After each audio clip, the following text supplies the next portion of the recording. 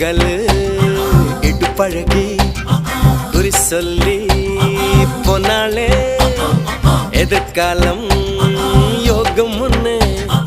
எனக்கு மட்டும்